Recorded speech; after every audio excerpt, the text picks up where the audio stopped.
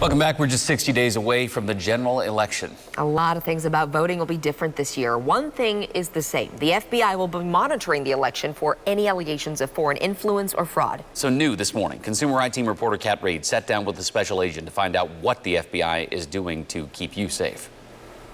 When you think of the FBI, a polling place probably doesn't come to mind. However, one of the most important things we do is to protect citizens' constitutional right to vote. Agents in Kansas City and around the country are working with state and local officials to keep our elections secure. We will be setting up command posts here in Kansas City and Jeff City and Topeka to respond to any allegations that come in. CJ Sanders is a supervisory special agent with the FBI. He says voters should have confidence in the system, even if more people are voting by mail this November. There's not much different this year than we've had in years past. We've always had mail-in ballots, voting in person with the machines. Experts at the Brennan Center for Justice, a nonpartisan policy group at NYU, say in the last few federal elections, 25% of all votes were cast by mail.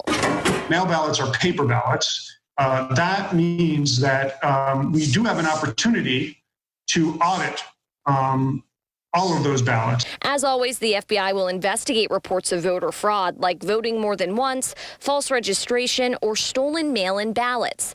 Sanders said there were some fraud reports in 2016 and 2018, but we did not prosecute any federally. One of the big election concerns for the FBI actually originates outside of our country. In years past, obviously, we've seen other countries try to influence voters through misinformation, trying to sow discord and undermine confidence in the Americans' confidence in government. Agents have been busy scrubbing social media, looking for bots spreading misinformation. The agency notifies Twitter and Facebook when those threats are identified. We are aggressively, and our federal partners, the Postal Service, Homeland Security, are watching this very closely, and we have been for months. To ensure your voice is heard this November.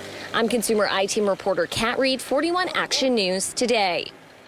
Eye-opening there. We've told you what the FBI will investigate. Here are a couple things you should not call them about. Candidates campaigning too close to a polling spot. That's not a federal crime. It's also not a crime to give someone a stamp to mail in their ballot. And don't contact the FBI about people offering rides to the polls. The agency actually encourages that so as many voters as possible can make their voices heard and get to those polling locations.